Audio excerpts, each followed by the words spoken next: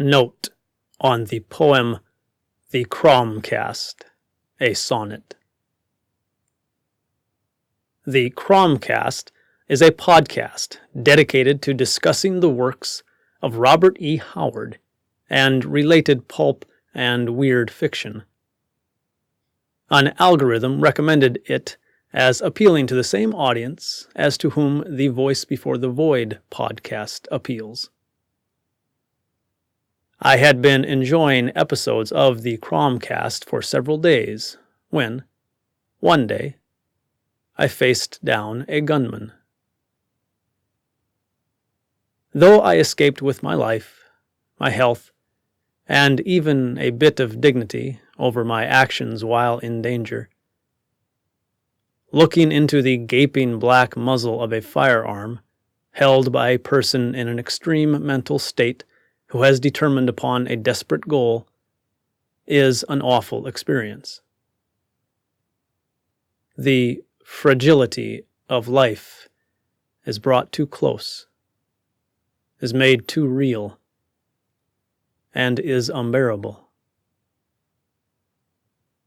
The frivolousness of all endeavor is revealed too starkly and is saddening. But as I considered those few moments when death was so horribly near, I came to see those moments as only slightly more extreme than all of the other moments in life. Death is always near. We are animals made of flesh upon a celestial rock. For us, death is always near, and it cannot be prevented. It may be delayed, but only for a short while. Death will come. Practicality loses importance. Death cannot be prevented, no matter what measures are taken.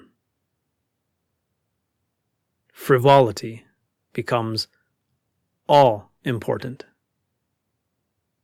To enjoy this fragile existence is the only way to defy its doom.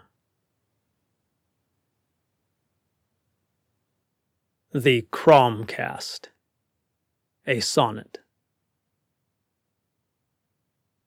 Today, in the clear sunlight, I faced death. Tomorrow, in the light, I will face death. So tonight, talk of fantasies, visions, and dreams, and of authors who offered them. Talk of heroes, pirates, Puritans, queens, of stolen thrones and cairns of bones upon dark shores, upon dark planets. Talk of plains far, and seas far, and hills shadowy far. Talk monsters, haunters, abominations. Talk lost epochs. Talk chaotic times. Talk of spinning gulfs and maddening voids. Talk of barbarians. Talk of alcohol.